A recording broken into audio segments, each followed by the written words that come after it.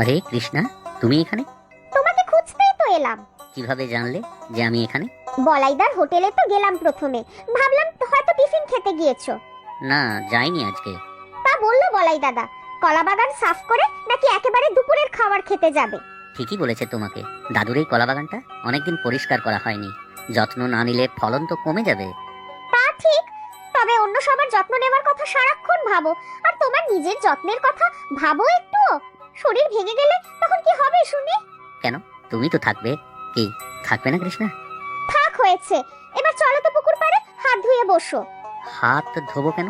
তোমার খাবার নিয়ে এসেছি, আগে তো খেয়ে নাও, তারপর যত ইচ্ছা কাজ করো। তাহলে একটু দাঁড়াও, এদিকটা গুছিয়ে নিয়ে তারপর খেয়ে নিচ্ছি। না না, তোমার সাথে আমার জরুরি কথাও আছে। আচ্ছা চলো। খাবার কোথা থেকে আনলে? বলাইদার কাছ থেকেই, রুটি আর ঘুগনি। আমিও খেয়ে যাব, আমাকে এক্ষুনি শহরে যেতে হবে। শহরে কেন? সেটা বলতেই তো এলাম। আমার কোনো এক কাকা, মানে আমি ঠিক চিনি না, উনি খবর পাঠিয়েছেন, আমার সাথে দেখা করতে চান। জানি না কেন। তোমার নিজের কাকা? না, মানে বাবার খুড়তুতো ভাই। ঠিক আছে চলো, আমিও যাই তোমার সঙ্গে। না না, তার দরকার নেই, আমি একাই যেতে পারবো। কোনো অসুবিধা হলে জানাবো। চলো খেয়ে নেই। হ্যাঁ চলো, পুকুর পাড়েই বসি। আমার বাবার তো নিজের দাদা বা ভাই ছিল না, এই ভাইকেই নাকি খুব ভালোবাসতেন। অবশ্য এসব আজকেই জানলাম। তোমার বাড়িতে তো কেউ নেই যে জিজ্ঞাসা করবে। হ্যাঁ তো, যাই দেখি কি বলে। এই যে বুধু দাদা, দেখা হলো কৃষ্ণা দিদির সাথে? হ্যাঁ বলাই দাদা, তোমার এখান থেকেই তো খাবার নিয়ে গিয়েছিল। ভারী ভালো বানিয়েছিলে দাদা ঘুগনিটা। আমার হাতে রান্না সে যেমনই হোক, তোমরা তো সবাই সবসময়ই ভালো ভালো। আচ্ছা শোনো বলাই দাদা, দাদুর কলা বাগান থেকে আজ অনেক কাঁদি কলা পেড়েছি। কাল যখন তুমি সকালে হাটে যাবে তখন একটু নিয়ে যেও। ফলওয়ালা নৃপেনকে দিয়ে দিও, আমি পরে হিসেব করে নেব। কাল আমি যেতে পারবো না। আচ্ছা ঠিক আছে, আর কিছু আনতে হবে কিনা বলো? কাল যাবে নাকি কোথাও? যাব না, তবে কৃষ্ণার এক কাকার বাড়ি কৃষ্ণা গিয়েছে আজ। জানি না তার কি প্রয়োজন, দেখি যদি কাল কোনো দরকারে যেতে হয়। কৃষ্ণা দিদির কাকা বাবু? আচ্ছা, যদি কিছু দরকার পড়ে তাহলে বলো কিন্তু আমাকে। হ্যাঁ হ্যাঁ অবশ্যই বলবো, এই গ্রামে তোমরাই তো সবাই আমার আপন। দাও একটু চা দাও। আচ্ছা দিচ্ছি বুধু দাদা। তোমার দাদু এখন ভালো আছে? হ্যাঁ আছে মোটামুটি, তবে কাশির রুগী তো, এই শীতের সময়ই কাশিটা একটু বাড়ে। যাবো দেখি আজ একবার দাদুকে দেখতে।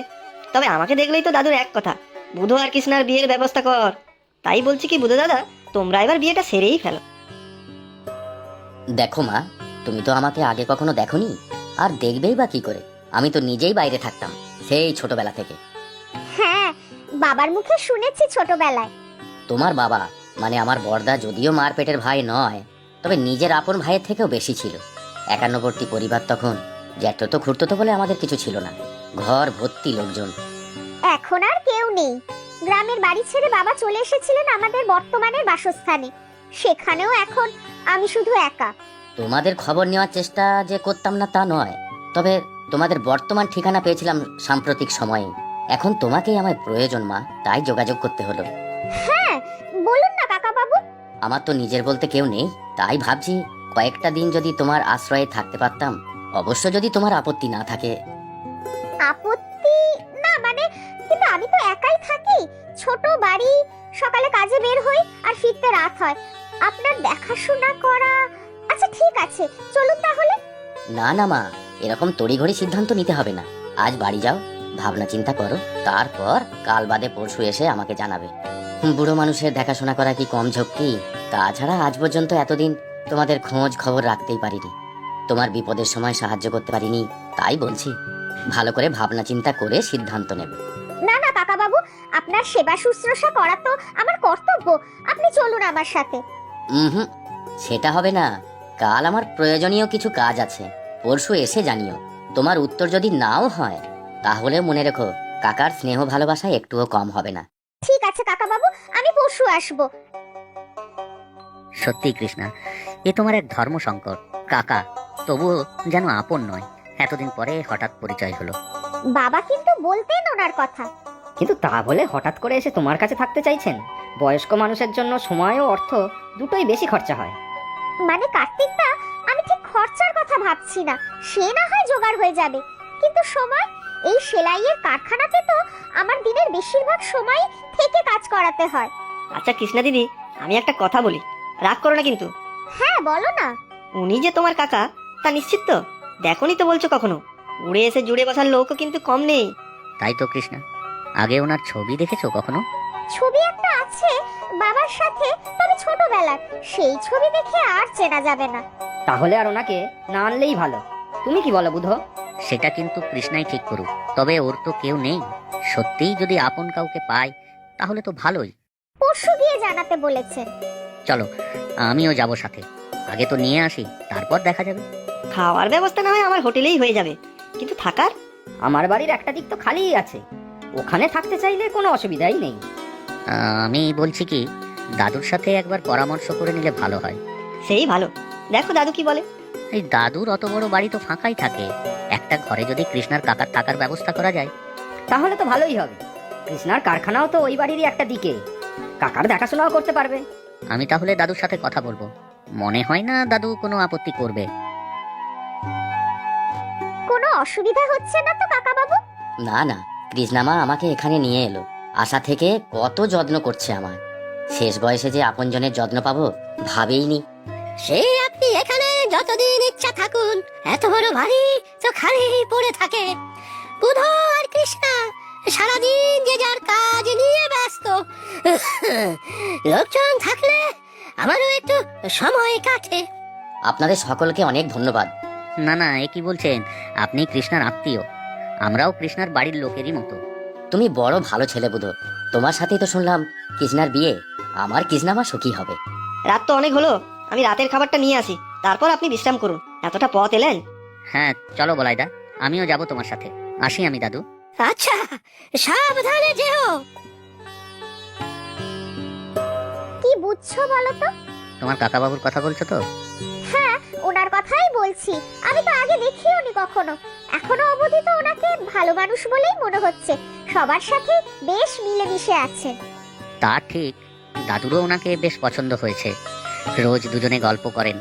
দাদুর এত কাশি হচ্ছে দেখে কি একটা আয়ুর্বেদিক ওষুধ দিয়েছেন। দাদু এখন বেশ ভালো আছে, কাশিটাও কমেছে দেখলাম। ভালো হলেই ভালো। বাবার মুখে শুনেছি এই কাকার কথা। আসলে মন্দ মানুষের তো দুনিয়ায় অভাব নেই। হঠাৎ করে এতদিন পরে দেখা, তার উপর নিজের থেকেই আমার কাছে চলে এলেন। আরো কটা দিন দেখাই যাক না।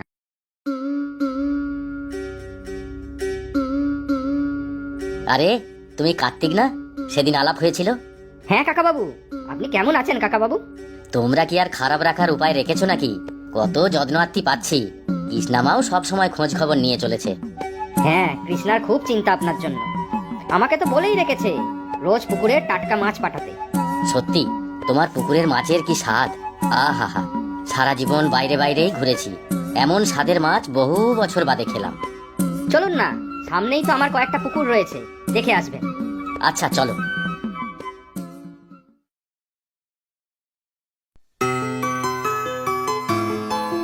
বাহ, এই যে বড় দিঘি, ভারী সুন্দর। আপনাদের সকলের আশীর্বাদে চলে যাচ্ছে একরকম। তোমাকে একটা ভালো মাছের খাবারের সন্ধান দেব, দেখবে ফলন আরো বেড়ে যাবে। দক্ষিণে যখন থাকতাম তখন দেখেছিলাম। তাহলে তো ভালোই হয়। তোমাকে আমি শিখিয়ে দেব। ইহে বুধো, বড় চিন্তিত দেখাচ্ছে। কাকাবাবু যে, আসুন আসুন। এই একটু হাঁটতে বেরিয়েছিলাম। হ্যাঁ বসুন কাকাবাবু। আসলে একটা হিসেব কিছুতেই মিলছে না। একটা বড় অর্ডার আছে সামনেই। কিছু যদি মনে না করো, আমি দেখতে পারি? আপনি হিসেব দেখবেন? কি ভাবছো পারবো না? আরে সারা জীবন বাইরে বাইরে কাজ করে বেরিয়েছি, জুতো সেলাই থেকে চণ্ডীপাঠ সব পারি। দাও তো দেখি খাতাটা। এই নিন।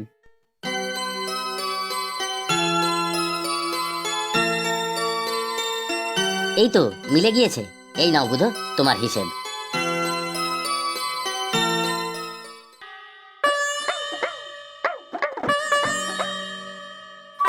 ও বলাইদা, কিছু কি পাবো এই অবেলায়? বড় দেরি হয়ে গেল আজ। আসো আসো, কোথায় ছিলে আজ বলো তো? ও সব বলছি, আগে যা আছে খেতে দাও। খিদেই পেটের মধ্যে ডন বৈঠক করছে ছুচোরা। সত্যি বলাইদা, দিন দিন তোমার রান্নার হাত যা দারুণ হচ্ছে কি বলবো। শুক্তোটা যা হয়েছে না কি বলবো, বেশ অন্যরকম তো। এই শুক্তো রান্নার পদ্ধতিটা কিন্তু কৃষ্ণা দিদির কাকাবাবু বলে দিয়েছেন। আর বলতে নেই, আজ বিক্রিও বেশ ভালোই হয়েছে, সবাই বারবার শুক্তো খেতে চায়। আরে আমারও সেদিন একটা বড় অর্ডারের হিসাব মিলছিল না, কাকাবাবু হিসাব দেখে সব মিলিয়ে দিলেন। এই অর্ডারই তো শহরে পৌঁছে দিয়ে এলাম, তাই তো দেরি হলো। কাকাবাবু বেশ ভালোই মানুষ। সেদিন কার্তিকদা বলছিল মাছেদের নাকি কিসব নতুন চার বানানোর পদ্ধতি বলেছিলেন কার্তিকদাকে। অনেক উপকার হয়েছে কার্তিকদার। আমারও বেশ ভালো লাগে ওনাকে, ভদ্র নম্র, কৃষ্ণাকে খুবই ভালোবাসেন। তুমি খাও। ও হ্যাঁ, কাল আবার বলেছেন নিজের হাতে মাংস রান্না করবেন এখানে এসে।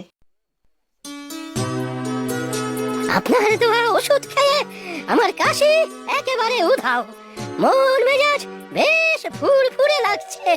আপনাদের জন্য এইটুকু করতে পারলাম, এটাই অনেক। তা আপনি এত বছর ছিলেন কোথায়? বহু জায়গায় ছিলাম, যা কাজ পেয়েছি করেছি। সংসারে কোনোদিনই মন টেকেনি, কিন্তু শেষ বয়সে মনে হলো কৃষ্ণা মায়ের কাছেই থাকি। ভালোই তো, আমার একজন সঙ্গী হলো কথা বলার। বুধ আর কৃষ্ণার বিয়েটা দিতে পারলে আমিও একটু নিশ্চিন্ত হই। কি ব্যাপার কাকা বাবু, হঠাৎ এত তড়িঘড়ি ডেকে পাঠালেন? কোনো অসুবিধা হচ্ছে বুঝি? না মা, কোনো অসুবিধা নয়, অন্য একটা ব্যাপার। আমি কাল চলে যাব হরিদ্বারের আশ্রমে, কিছুদিন ওখানেই কাটাবো। কিন্তু কেন কাকাবাবু, আমরা কি কোনো অন্যায় করেছি? আমাদের এখানে সবাই আপনাকে অনেক সম্মান করি, ভালোবাসি। আমার যে কেউ নেই কাকা বাবু, বাবা মা কবেই মারা গেছেন। এত বছর পর আপনি এলেন, আপনিও চলে যাবেন? জানি রে মা, তোরা সবাই আমাকে বড় আপন করে নিয়েছিস। তোরা যে সবাই আমার আপনজন, তোদের দুজনকে একসাথে দেখলাম, এ যে আমার পরম শান্তি। তাহলে কেন যাচ্ছেন কাকা বাবু? যাবেন না? না রে, যেতে আমাকে হবেই, আগে থেকে কথা হয়ে আছে। এই নে, আর এইটা রাখ। এ কি? এই যে গয়না টাকা। আমার তরফ থেকে তোদের বিয়ের আশীর্বাদ। কাকাবাবু, এসব আমাদের চাই না, শুধু আপনি থেকে যান। বড়দের আশীর্বাদই জীবনের পাথেয়, না বলতে নেই। এটা যে তোমাদের নিতেই হবে। তোমরা বিয়ে করে সুখে থেকো, ভালো থেকো।